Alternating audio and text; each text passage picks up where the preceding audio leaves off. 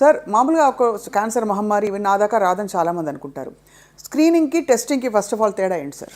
Testing అంటే ఎవరికైనా కొన్ని సిమ్టమ్స్ ఉండి కొన్ని లక్షణాలు ఉంటే వాళ్ళు డాక్టర్ దగ్గరికి వెళ్ళినప్పుడు కొన్ని పరీక్షలు చేస్తాం, దాన్ని టెస్టింగ్ అంటే డయాగ్నోస్టిక్ వర్కప్ అంటాం, దాన్ని డయాగ్నోసిస్, రైట్?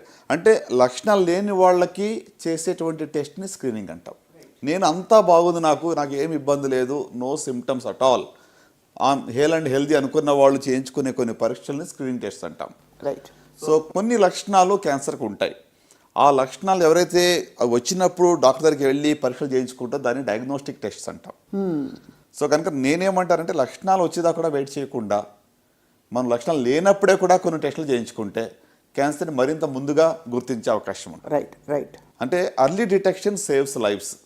ముందశలో క్యాన్సర్ కనుగొనాలి, అందరికీ తెలిసిన సత్యం ఇది, అంటే నేను కొత్తగా చెప్పేది ఏం కాదు. కానీ how can we do early detection, ఎలా చేయగలం? సిమ్టమ్స్ వచ్చాక చాలాసార్లు ఏమవుతుందంటే కొన్ని క్యాన్సర్లో సిమ్టమ్స్ వచ్చేటప్పటికి లేట్ అయిపోతుంది.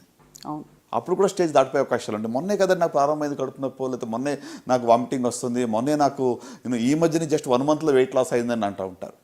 సో కనుక అంతవరకు వెయిట్ చేయకుండా కూడా కొన్ని క్యాన్సర్స్కి సిమ్టమ్స్ లేకముందే కూడా స్క్రీనింగ్ టెస్టులు చేయవచ్చు. కరెక్ట్. సో అది మెయిన్ డిఫరెన్స్. మీరు అడిగిన ప్రశ్న మరొకసారి సింపుల్గా చెప్పాలంటే, ఏ లక్షణాలు లేకుండా ఉన్నప్పుడు చేసే పరీక్షను స్క్రీనింగ్ అంటాం, లక్షణాలు ఉన్నప్పుడు చేసే పరీక్షలను డయాగ్నోస్టిక్ టెస్ట్ అంటాం. ఇవాళ రోజుల్లో స్క్రీనింగ్ చేయాల్సిన అవసరం బాగా పెరిగిపోయిందని మీరు చెప్తున్నారు కదా sir, so that early detection is possible అని.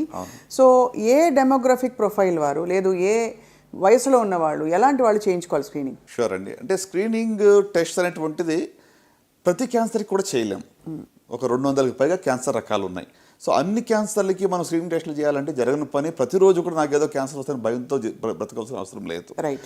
సో కనుక మోస్ట్ కామన్ సర్వసాధారణంగా కనబడే క్యాన్సర్స్కి మాత్రమే స్క్రీనింగ్ టెస్ట్ చేస్తాం. అది కూడా పాపులేషన్ బేస్డ్. ఎక్కువ మందిలో ఎక్కువ సాధారణంగా కనబడే క్యాన్సర్స్కి మనకు స్క్రీనింగ్ టెస్టులు అందుబాటులో ఉన్నాయి. ఉదాహరణకు ఆడవాళ్ళలో మీరు చూస్తే రొమ్ము క్యాన్సర్ నెంబర్ 1 రండి. ప్రతి 8 మందిలో ఒకళ్ళకి రొమ్ము క్యాన్సర్ వచ్చే అవకాశం ఉంటుంది. వచ్చేది అంటే మనకున్న జనాభాను మనం చూస్తే చాలా హై నంబర్, అది లైఫ్ టైంలో వచ్చే రిస్క్. అవును. సో ఇండియన్ కాంటెక్స్ట్లో 1 in 26, 1 in 28 అని అంటాం, కానీ బట్ మన డేటా కరెక్ట్గా లేదు. రైట్. సో కనుక రిస్క్ డెఫినెట్గా హై ఉంది, పాపులేషన్ కూడా చాలా ఎక్కువగా ఉంది. సో కనుక రొమ్ము క్యాన్సర్కి స్క్రీనింగ్ టెస్టులు అందుబాటులో ఉన్నాయి. అలాగే సర్వైకల్ క్యాన్సర్, గర్భాశయ ముఖద్వారపు క్యాన్సర్, దానికి సంబంధించి కూడా స్క్రీనింగ్ టెస్టులు మనకు అందుబాటులో ఉన్నాయి. అట్లనే ఓరల్ క్యాన్సర్స్, నోటి క్యాన్సర్స్ కానివ్వండి, కోలాన్ క్యాన్సర్స్ కానివ్వండి, రైట్, లేక లంగ్ క్యాన్సర్స్. ఇప్పుడు హై రిస్క్ ఉన్న వాళ్ళలో లంగ్ క్యాన్సర్ కూడా స్క్రీనింగ్ టెస్టులు అందుబాటులో ఉన్నాయి. సో 4-5 రకాల క్యాన్సర్లుకి మనకి స్క్రీనింగ్ టెస్టులు అందుబాటులో ఉన్నాయి. రైట్. అంటే అన్ని క్యాన్సర్ని ఒక టెస్ట్తో కనుగొంటారనేది లేదండి ఇంతవరకు. మల్టీ క్యాన్సర్ డిటెక్షన్ అని చెప్పి ఒక రీసెర్చ్ నడుస్తూ ఉంది అమెరికాలో. ఇంకా దానికి ఇంకా చాలా టైం పడుతుంది. అంటే బ్లడ్ టెస్ట్తోనే మొత్తం బాడీలో ఏ క్యాన్సర్ ఉందని తెలుసుకునే స్టేజ్లో మనం ఇంతవరకు రాలేదు. Right, right, right. సో కనుక ఆడవాళ్ళలో కొన్ని క్యాన్సర్ మనం చూసాం. రొమ్ము క్యాన్సర్ కానీ, గర్భాశయ ముఖద్వారపు క్యాన్సర్ కానివ్వండి, పెద్దపేగు క్యాన్సర్ కానివ్వండి, ఓవిరియన్ క్యాన్సర్ కానివ్వండి, లంగ్ క్యాన్సర్ కానివ్వండి, వీటికి కొన్ని టెస్టులు మనకు అందుబాటులో ఉన్నాయి. అలాగే మగవాళ్ళలో చూసినట్లయితే మరి ప్రోస్టేట్ క్యాన్సర్ సర్వసాధారణంగా ఉంటుంది. దానికి సింపుల్ బ్లడ్ టెస్ట్ ద్వారా కానీ మనం స్క్రీనింగ్ చేయొచ్చు. సిమ్టమ్స్ లేకుండా 50 సంవత్సరాలు పైబడిన వాళ్ళకి ఒక సీరం ప్రోస్టేట్ స్పెసిఫిక్ యాంటీజెన్ చేస్తే సరిపోతుంది. ఇప్పుడు ఆడవాళ్ళు మనం ముందుగా అనుకున్నట్టుగా ఇప్పుడు మ్యామోగ్రఫీ అండి, 40 సంవత్సరాలు పైబడిన వాళ్ళు ఒకసారి మ్యామోగ్రఫీ చేయించుకోవాలి. అంటే నాకున్న పెయిన్ పాయింట్ ఏంటంటే, ఈవెన్ ఎడ్యుకేటెడ్ పీపుల్లో అర్బన్ ఇండియాలో కూడా మనం చూస్తే 1% కన్నా ఎక్కువ స్క్రీనింగ్ చేయించుకోవటం లేదు. Right, right, right. అంటే మనం ఏదో గ్రామీణ ప్రాంతాల్లో యాక్సెస్ లేదు, వాళ్ళు చేయించుకోవట్లేదు ప్రశ్న కాదండి.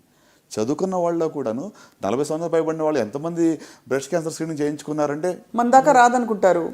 సిమ్టమ్స్ లేదు, మాకేం పర్వాలేదులే, మమ్మల్ని తాకదు అనుకుంటారు.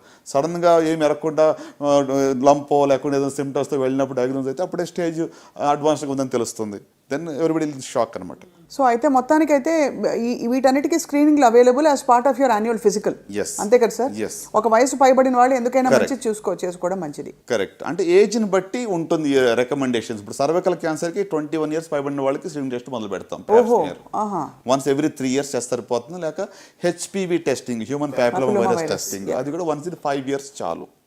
అలాగే మ్యామోగ్రఫీ 40 సంవత్సరాలు పైబడిన వాళ్ళు, కొలోనోస్కోపీ అనేటువంటిది 50 సంవత్సరాలు పైబడిన వాళ్ళు ఒకసారి చేయించుకుంటే 10 ఏళ్ళ దాకా మళ్ళీ చేయించుకోక్కర్లా. అట్లనే ఇప్పుడు పురుషుల్లో మనం పిఎస్ఏ ఇయర్లీ వన్స్ పిఎస్ఏ, అట్లానే మరి colon cancer colonoscopy every 10 years after 50 years, right. So similarly oral examination కానివ్వండి, లేక కొన్ని ట్యూమర్ మార్కర్స్ ఉన్నాయి. సో అంటే నేను అనేది ఏంటంటే don't wait for the symptoms. లక్షణాలు వచ్చేంత వరకు వెయిట్ చేయొద్దు. రైట్. డెఫినెట్గా we will discuss and what symptoms ఏంటి కూడా మనం డిస్కస్ చేయబోతున్నాం. Correct. కానీ లక్షణాలు రాకముందే మనం కొన్ని పరీక్షలు చేయించుకుంటే ఖచ్చితంగా